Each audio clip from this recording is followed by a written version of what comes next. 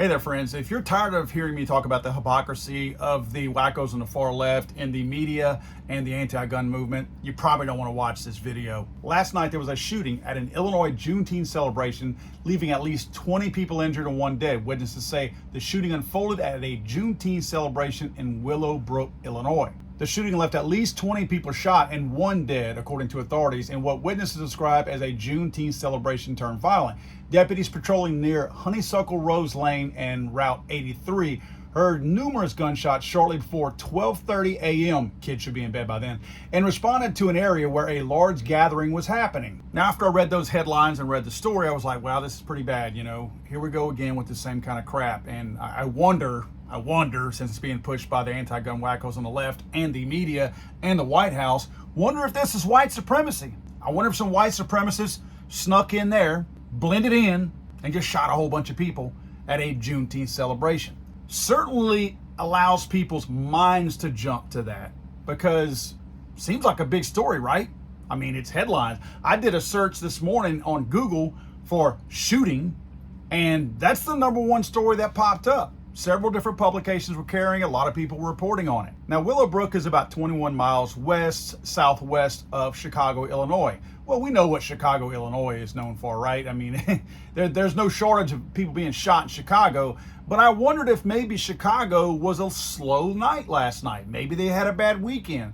Maybe the bad actors from Chicago, since they're only 21 miles away, were in Willowbrook. So I did a search for Chicago shooting, and look what popped up. Still the Willowbrook shooting popped up. So again, my mind is going to thinking that, wow, Willowbrook must have been really bad and Chicago must have been really tame, until you scroll down a little further down the page. So I grabbed one of the headlines that pretty much looked like it summarized all of the shootings and killings in Chicago this weekend, Friday and Saturday night. Chicago shootings, at least 40 shot, 4 killed in weekend gun violence across the city. Well, that seemed a little bit excessive to me, right? That seems like a bigger story than 1 dead, 20 shot, only 20 miles away. So, you know me, I was curious if my anti-gun wacko friends on the far left in the anti-gun movement were thinking the same thing, or if they cared about the same thing that I did, which is wherever the bigger number is, that's what you focus on, and you worry about all of them, not just one main story. Turns out, they don't think like I do. I looked at their Twitter feeds, and as you can see, I looked at the Everytown people. They were talking about the Willowbrook story. Nothing else anywhere on their Twitter feed. I looked at the Brady United Against Gun Violence. Same thing. Nothing about the Chicago shootings. Looked at the Giffords folks. I looked at the Moms Demand Action folks. Nothing from them. So I went to the Everytown feed and I said, well, maybe they buried the story. Maybe it's a little bit lower down there and I just don't see it. Maybe I'll get to it, because they surely do care about Chicago and not just people that are 20 miles west of Chicago. Nothing at all. Side note here, I went to my friend Shannon Watt's Twitter account also, and my past 3 Twitter accounts that got canceled before Elon Musk took over, she blocked me on those, and apparently she's blocked me on this one too. So I don't know what Shannon Watts is reporting on today. My guess is, since she's part of the Everytown and the Moms Demand people, she probably doesn't care about the people in Chicago that were killed last night either. My reason for pointing this up is the hypocrisy. I want to make sure that we all understand that we are dealing with a disingenuous, lying media. I try to point that out as often as I can. And these people have their big-time supporters. Their big-time supporters are very well funded. All these people in these anti-gun movements, they're not doing this for anybody.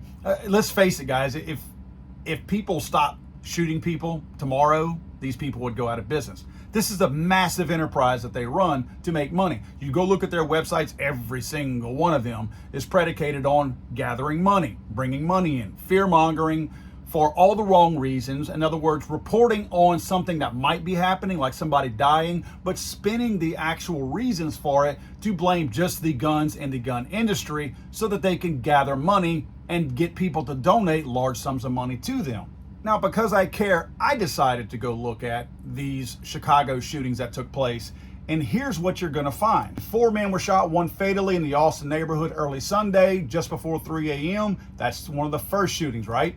You go to the next one. A teen boy was killed and another was injured in a Saturday afternoon shooting in Chicago's West Side. Now, we're not sure what kind of teen they're talking about, because the anti-gun wacko left likes to include 19 years old people in these types of shootings. So my guess is might very well be a 19-year-old grown-ass man that shot, looks like two teens, 14 and 15-year-old, were also struck by gunfire and transported to a hospital.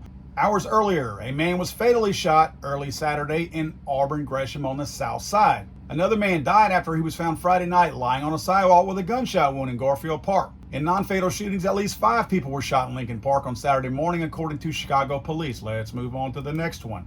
Later that day, a man was critically injured in a shooting on a CTA Red Line train near Southside CTA Station. Hours later, on another shooting, an alleged shooter critically injured a man in River North before crashing a vehicle on the near west side in Chicago. So we're talking about 7 different shootings. I want to go back to our friends on the anti-gun wacko left. They're enamored with and just struck with this Willowbrook shooting, where 1 or 2 people shot. Not sure exactly how many people were actually using guns. In fact, I can guarantee you they're not really searching for who did it, because they like the fact that this is a story that they can wrap Juneteenth around and make it into a black issue, but they're not going to look for who it is. They know it's a futile effort. They know that this person or persons, they're long gone. But nevertheless, we're talking about one shooting, right? One location where a shooting took place. In Chicago, 20 miles away, we're talking about a total of 7 shootings, which some could have had multiple guns. So we're talking about 1 instance versus 7. Yet these people are focused on the smaller number of guns used, the smaller number of people involved, and the smaller number of people killed and shot than what happened 20 miles away from them. One thing that I really want to point out to you guys is these anti-gun people, this enterprise that they run is a largely profitable, it's hugely profitable thing that they have. It's a great scam. They scare people, they capitalize, they get to make signs, t-shirts, and bumper stickers and go stand behind politicians, and they get people to be scared of an inanimate object rather than talking about their own people that they need to be talking to and interacting with in the community. Rather than trying to help those people, they are printing out brochures and lecturing to them to not buy guns. They should be lecturing them on how to be safe around guns and how to properly use guns to defend themselves about the high crime in those areas. But again, they don't do that. They're more focused on disarming everybody. So they're more interested in making people less safe. What does that do? That gives them more money. If they're able to get less people to carry firearms and less people to buy and learn how to use firearms, that means the criminals who will never get rid of their firearms are the ones who will have more control over all these innocent people. Guess what? More people get shot, more donations go to these people. Case in point, I pulled up the Everytown tax return for 2020. They took in $27,218,030 in year 2020. Look down a little ways to line number 15, salaries, other compensation, employee benefits, and look over at the number for 2020. That's going to be $14,555,629. That's how much money these folks paid out to employees with benefit packages and their compensation packages. Now, I want you to look at this real quick. This is the top 5 people that are paid in this organization. These 5 people, their salaries alone totaled $1,190,838. Now, I'm doing all this for a reason, so bear with me for a minute. If we go back to our number of $14,555,000 and deduct that $1.1 million that we just talked about from those 5 people, we're trying to do this out of fairness. So we take the 5 highest paid people out of this, and you'll notice they have 82 employees. I take their 82 employees and reduce it by the count of 5 people also, again, removing those 5 people and those 5 salaries out of this number. Okay, so that's going to leave me with salaries and compensation of $13,364,791. If I divide that by the remaining 78 employees that work for Everytown, that is an average annual salary of $171,343.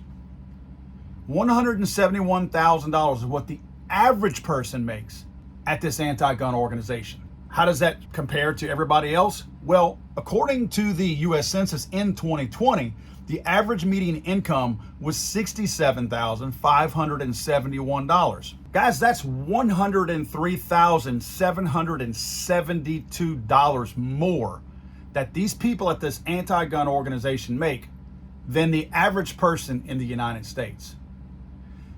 Now you see why they don't care about some people. It may still be a handful of black people who got shot over in Willowbrook, but that is a group of people that they can tie a political thing to. Again, as they've already done on their Twitter feeds, this is important to them.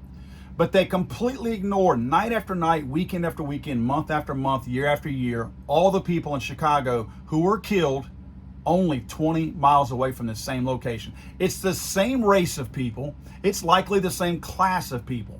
But because it doesn't serve a political purpose, doesn't matter to them. They only care about the ones that can grab a headline and get somebody to donate money and give them money. Folks, today is Father's Day. I do care about other people. I don't look at people based on race. I don't look at them based on class. I grew up very poor, so I don't judge people based on that kind of stuff. It bothers me when I see these wealthy people who are sitting here cherry picking stories simply to raise money on the backs of the people in these communities that they do nothing to help.